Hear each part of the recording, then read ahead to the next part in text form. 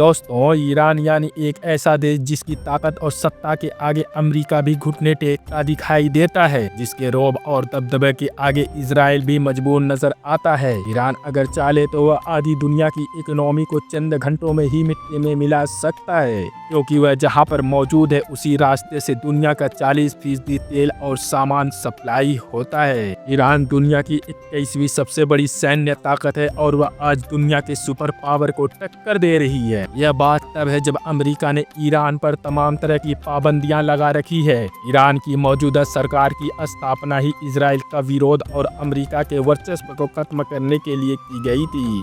1970 तक ईरान में Pahlavi dynasty का राज था, जिसे अमेरिका और इजराइल का समर्थन हासिल था और उस दौर में ईरान अमेरिका का सबसे करीबी दोस्त माना जाता था। 1948 में जब इजराइल की स्थापना हुई तो जिस मुस्लिम देश ने सबसे पहले इजराइल को मान्यता दी थी उसका नाम था ईरान। दोस्तों, ईरान के विचारों और उसके अमेरिकी समर्थक रवैयों को वहाँ की जनता पसंद नहीं करती थी। इसी बात को लेकर वहाँ की जनता और सरकार के बीच टकराव पैदा हुआ, जिसने ईरानी क्रांति को जन्म दिया। 1979 में ईरानी क्रांति के नतीजे में पहलवी राजवंश का अंत हो गया और ईरान में एक नई सरकार का गठन हुआ जो आज इस्लामी रिपब्लिक ऑफ ईरान कहलाती है। ईरान की सरकार को बनाने में भारत के मशहूर आलिम दीन सैयद अहमद मुसाब के पोते रुहुल्लाह खमैनी का बड़ा योगदान रहा। उत्तर प्रदेश के बाराबंकी जिले में जन्मे सैयद अहमद मुसाब के पोते रुहुल्लाह खमैनी ने ही ईरानी क्रांतिकारी का नेतृत्व किया था और वह ईरान के पहले सुप्रीम लीडर थे। रुहुल्लाह खमैनी के सत्ता में आने के बाद ईरान कामयाबी की ओर अग्रसर था, लेकिन यह कामयाबी अमेरिका और उसके विरोधियों को पसंद न थी और यही वजह है कि जब उन्होंने अपने परमाणु प्रोजेक्ट की शुरुआत की तो उनके विरोधियों ने उनके वैज्ञानिकों को मरवाना शुरू कर दिया। अमेरिका कभी नहीं चाहता था कि ईरान एक परमाणु शक्ति बने, इसीलिए उसने ईरान पर तमाम तरह की पाबंदियां लगा दी, लेकिन यह पाबंदियां ईरान के हौसलों को कम नहीं कर पाई और आज कुछ मीडिया रिपोर्ट्स बताती है कि ईरान दुनिया का दूसरा मुस्लिम देश है जिसके पास परमाणु हथियार मौजूद है। ईरान की सबसे बड़ी ताकत उसकी ज्योग्राफी है। वह जहाँ पर मौजूद है वह इलाका तेल और खनिज पदार्थों से भरा पड़ा है और यहाँ तक कि दुनिया का 40% तेल इसी रास्ते से होकर यूरोप और अन्य देशों तक पहुंचता है। ये रास्ता इतना अहम है कि अमेरिका ने इस रास्ते पर अपने जंगी बेड़े तैनात कर रखे हैं ताकि कोई देश तेल की सप्लाई लाइन को नुकसान न पहुंचा सके, क्योंकि अगर पश्चिमी सहित यूरोप देशों को तेल नहीं मिला तो वह एक दिन भी जिंदा नहीं रह पाएंगे। और तेल कितनी बड़ी ताकत है इसका खौफ साफ फैसल अमेरिका को पहले ही दिखा चुके हैं। कहा जाता है कि लेबनान की तंजीम हिजबुल्लाह और फिलिस्तीनी संगठन हमास को ईरान ही हथियार सप्लाई करता है।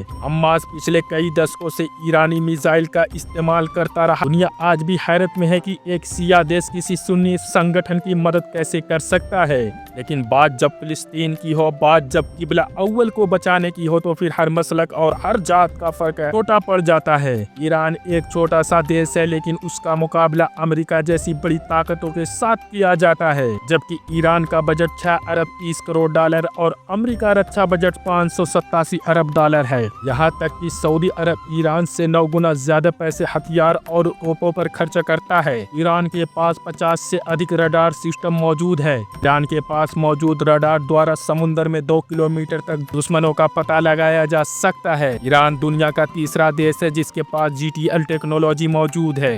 ईरान अपने अधिकतर हथियारों का निर्माण खुद करता है। उसके बनाए गए हथियार आज दुनिया भर में इस्तेमाल किए जाते हैं। ईरान के पास दुनिया के सबसे खतरनाक फौजी सैनिक मौजूद है। ईरान की सेना में फौजियों की तादाद 67,000 से अधिक है। ईरान ने एक स्पेशल फोर्स भी तैयार कर रखी है जिसे इनकलाबी गार्ड के नाम से जाना जाता है। कहा जाता है कि जब किसी मैदान में ईरान ये फौज उतारता है तो वहां पर राख के ढेर के सिवा कुछ नहीं बचता।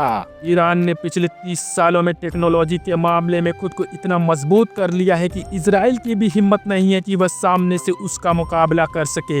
ईरान के पास 550 एयरक्राफ्ट, 4000 टैंक, 21 युद्ध तोप, 19 पनडुब्बियां और 65,000 बख्तर बंद गाड़ियां मौजूद हैं। तो किसी देश की अर्थव्यवस्था को बर्बाद करने के लिए काफी है। इतनी पाबंदियों के बावजूद ईरान आज मिस्र और इजराइल के बाद मिडिल ईस्ट की तीसरी सबसे बड़ी ताकतवर शक्ति बन चुका है। ईरान ने पिछले दिनों शॉर्ट रेंज और लॉन्ग रेंज की मिसाइलें तैयार कर ली है, जिनसे 300 किलोमीटर से लेकर 3000 किलोमीटर तक हमला किया जा सकता है। कहा जाता है कि ईरान के मिसाइल सिस्टम को ताकतवर बनाने में रूस भी उसकी मदद कर रहा है, और उसकी वजह यह है कि रूस भी ईरान की तरह अमेरिका विरोधी देश है।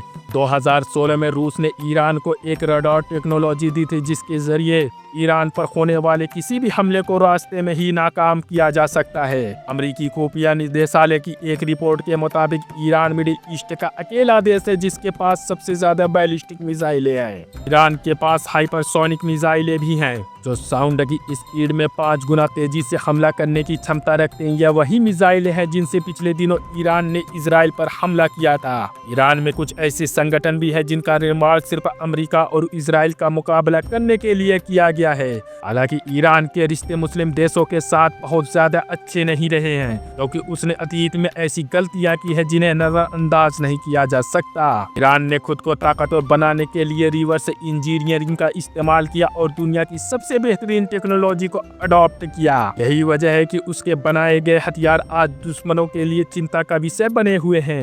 ईरान को अगर आज किसी मुस्लिम देश का साथ मिल जाए तो वह पूरी दुनिया की भौगोलिक स्थिति को बदल सकता है। ईरान जिस तरह से मुकर होकर फिलिस्तीन की आज़ादी की लड़ाई लड़ रहा है, इससे सभी मुस्लिम देशों को सबक लेना चाहिए। अमेरिका और इजराइल ईरान को इसीलिए भी खतरे के रूप में देखते हैं क्योंकि इस देश का असर इराक, शाम, लेबनान, गाजा और यमन के बड़े इलाकों तक फैला हुआ है। तुर्की और कतर जैसे देश भी ईरान के करीबी दोस्तों में से है। वहीं दूसरी तरफ भारत और चीन जैसे देश भी ईरान की मदद करने को तैयार रहते हैं। भारत तेल और गैस बड़े पैमाने पर ईरान से खरीदता है। ईरान ही वह देश है जिसमें इतनी ताकत है कि वह खुलेआम इजराइल पर हमला कर सकता है। 57 मुस्लिम देशों में अभी तक किसी में सीधे तौर पर इजराइल पर हमला करने की हिम्मत पैदा नहीं हुई। यह अलग बात है कि सभी मुस्लिम देश खामोशी से फिलिस्तीन की मदद कर रहे हैं, लेकिन जो जुर्रत ईरान दिखा रहा है वह तारीख के सुनहरे पन्नों में लिखने के काबिल है। अगर सभी मुस्लिम देश एकजुट होकर विरोधी शक्तियों का मुकाबला करे तो बातिल ताकतों को चंद लम्हों में घुटनों पर लाया जा सकता है। ऐसे ईरान के बारे में आपके क्या विचार है, नीचे कमेंट बॉक्स में जरूर बताएं।